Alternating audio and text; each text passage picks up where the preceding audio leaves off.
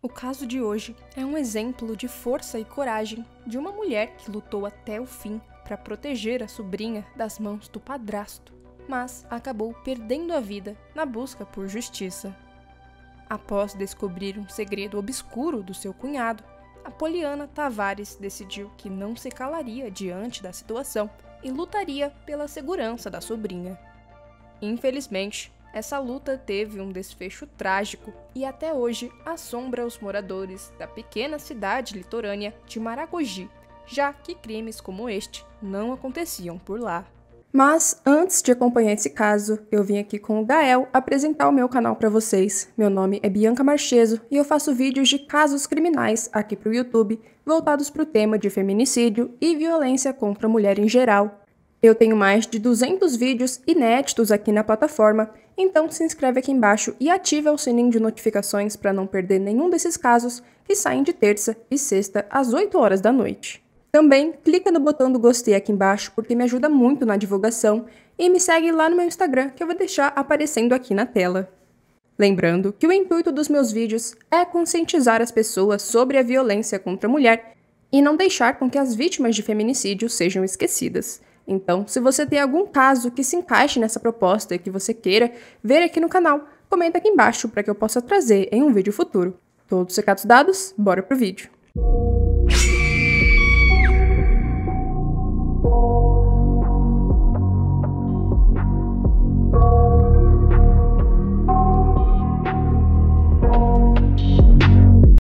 Poliana da Silva Tavares tinha apenas 30 anos quando tudo aconteceu, em novembro de 2021.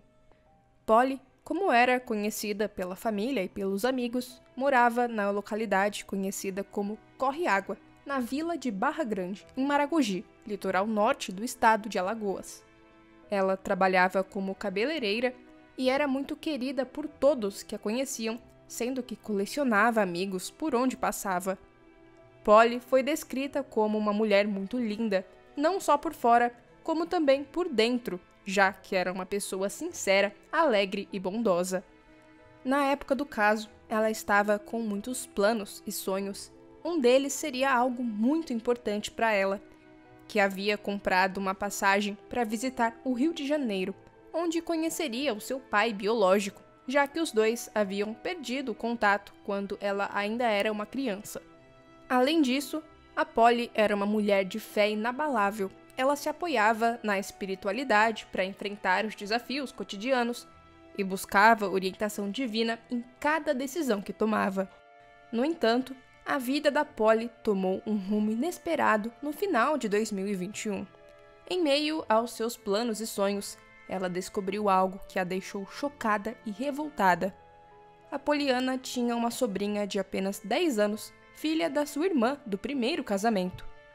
Acontece que após se separar do pai da sua filha, a irmã da Polly iniciou um outro relacionamento.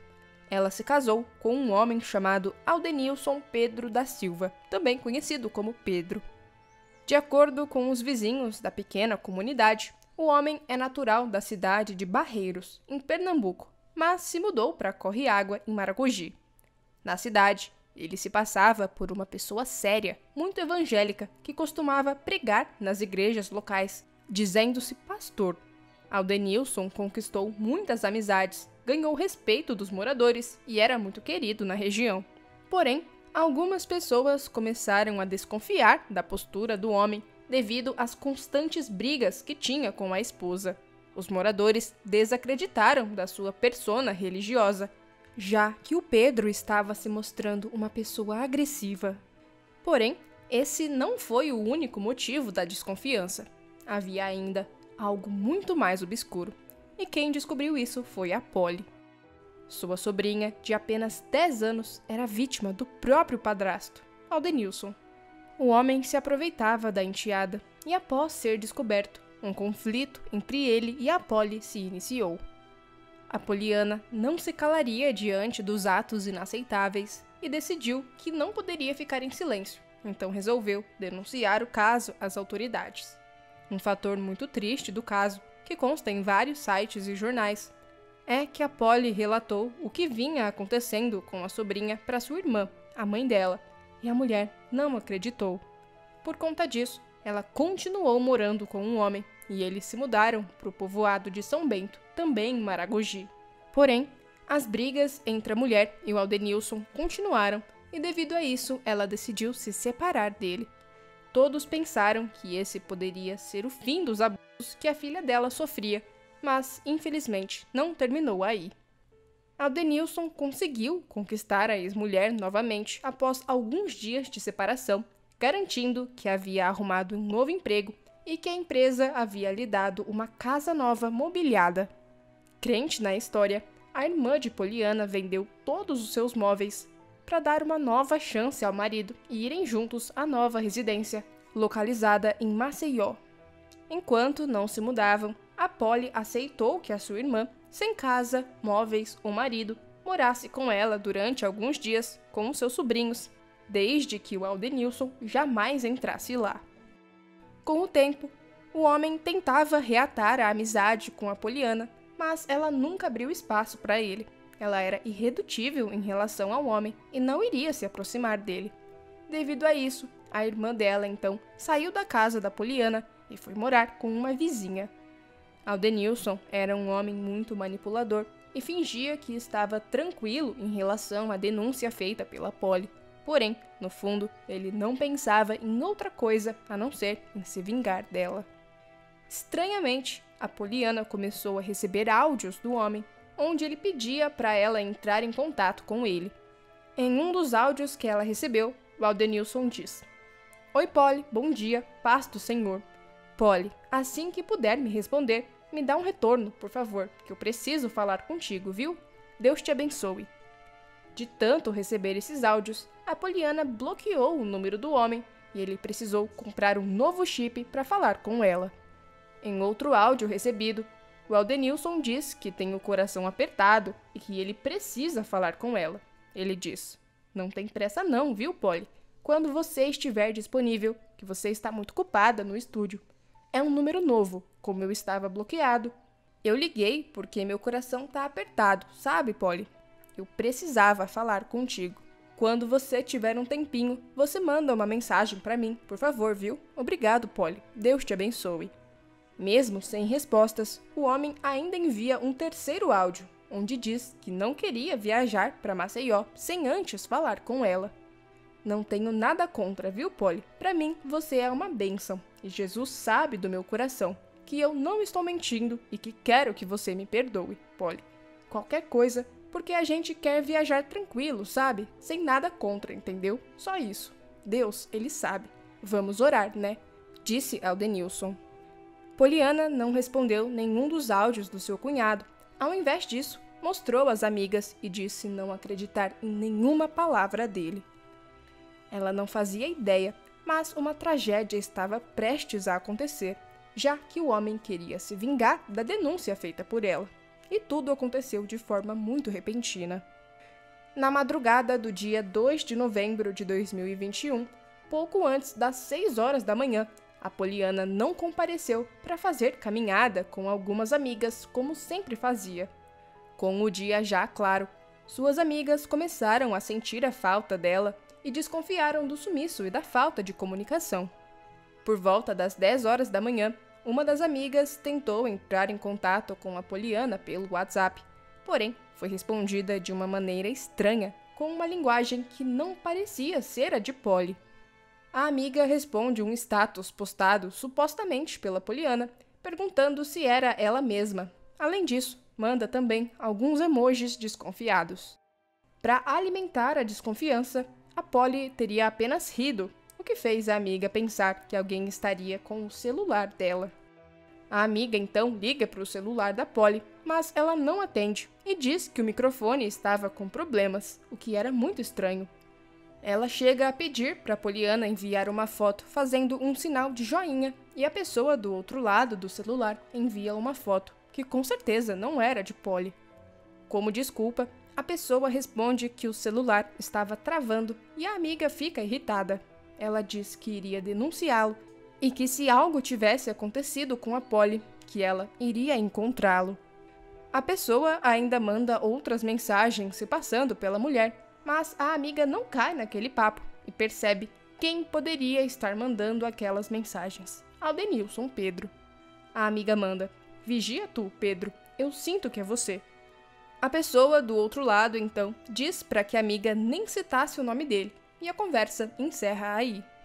Muito preocupados com o que poderia ter acontecido com a Poliana, as amigas acionaram alguns vizinhos da mulher que utilizaram uma marreta para abrir a porta da casa dela, que estava trancada. Após a porta ser arrebentada, os vizinhos encontraram a Poliana amarrada, praticamente sem vida. Era visível que ela havia sido torturada e em seu corpo haviam várias perfurações de arma branca. Os moradores ficaram desesperados e imediatamente começaram a vasculhar a casa dela para encontrar a pessoa responsável por ter feito aquilo. Um jovem entrou na casa e percorreu todos os cômodos, mas não encontrou ninguém. Até que ele abriu uma cortina que ficava embaixo da pia, encontrando o Aldenilson escondido. Ao ser descoberto, ele tentou fugir do local, mas foi alcançado pelos moradores, que o amarraram e entregaram a alguns policiais militares que passavam pelo local. Ele foi preso em flagrante e levado até a Delegacia Regional de Novo Lino, onde alegou legítima defesa. Ao vasculharem a casa, os policiais encontraram móveis rasgados pelo homem, que tinha a intenção de encobrir o crime. Ele rasgou um puff na sala e dentro colocou todos os documentos da Poliana. Além disso, ele também fez um buraco em uma cama-box, com o intuito de se esconder dentro dela.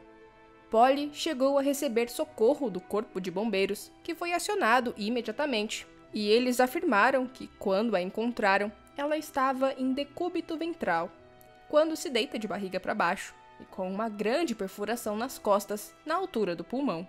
Havia uma enorme poça de sangue ao seu redor, e ela já não apresentava mais pulso, e também não respondia a estímulos.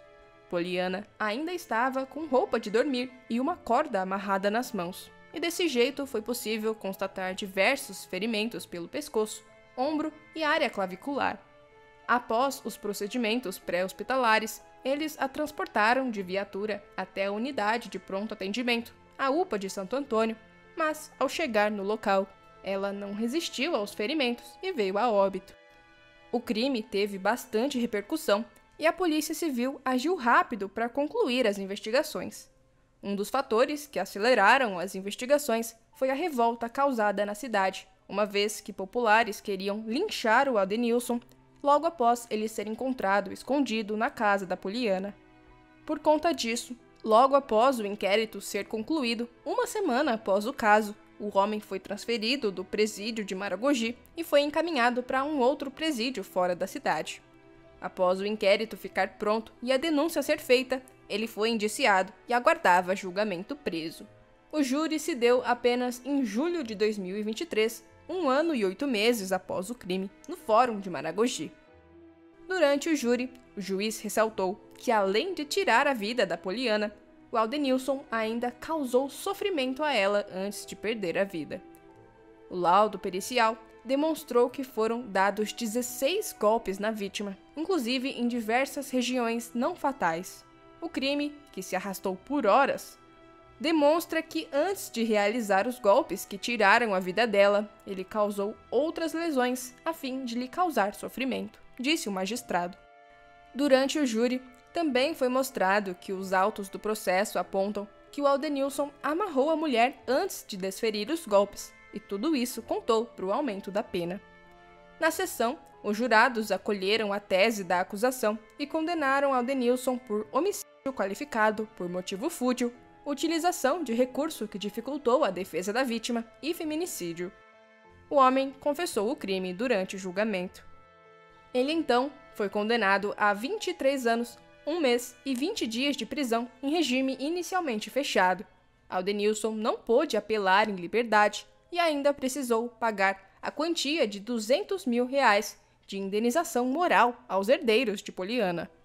O crime até hoje assombra os moradores de Maragogi, que não estão acostumados com a brutalidade do que aconteceu, já que, de acordo com eles mesmos, tamanhas crueldades são coisa de metrópole. É importante frisar a coragem que a Poliana teve de denunciar o caso E apesar da intimidação, ela se recusou a ficar em silêncio para proteger a sobrinha. E essas são as últimas notícias que temos do caso. Poliana da Silva Tavares foi mais uma vítima de feminicídio que aconteceu aqui no Brasil.